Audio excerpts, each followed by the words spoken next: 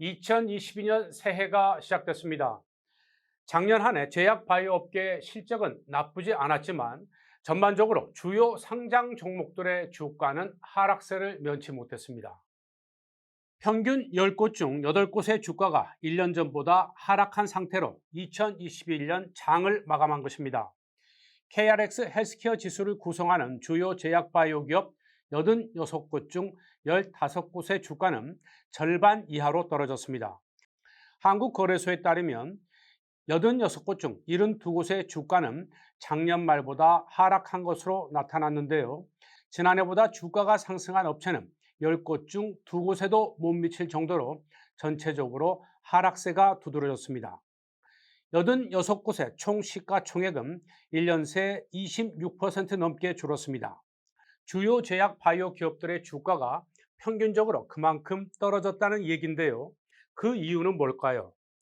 기대를 모았던 국내 업체들의 코로나19 백신과 치료제 개발 성과가 미흡한 가운데 올해 초에 화이자와 머크사의 먹는 치료제 출시가 확정되면서 직격탄을 맞았다는 분석이 나오고 있습니다. 가장 큰 폭으로 떨어진 업체는 어딜까요? 코로나19 치료제를 개발 중인 바이오 회사 셀리버리입니다. 가장 큰 77% 가까운 하락폭을 기록했습니다. 셀리버리는 작년 초 100% 무상증자를 진행해서 주가가 조정됐기 때문에 실제 하락률은 50%가량으로 업계는 추산합니다. 신풍제약도 역시 작년에 큰 폭으로 떨어졌는데요. 종가는 31,950원으로 1년 사이 74% 넘게 떨어졌습니다.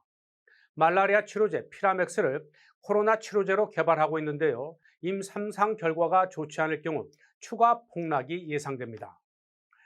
또 진단키트 업체인 시젠의 주가도 68% 넘게 빠졌고 크리스탈 지노믹스와 알테오젠, HLB 생명과학, 부광약품, 제넥신, 매드팩토 등의 주가도 50% 이상 주저앉았습니다. 주가가 1년 전보다 절반 이상 떨어진 업체는 15곳이나 됩니다. 셀트리온과 셀트리온 헬스케어, 셀트리온 제약 등 셀트리온 세명제도 나란히 낙폭이 40%를 훌쩍 넘겼습니다.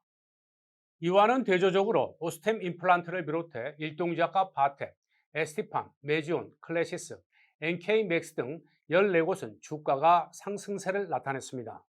특히 일동제약은 일본 제약사와 먹는 코로나19 치료제 공동 개발 소식이 발표된 이후 주가가 78% 가까이 상승했습니다.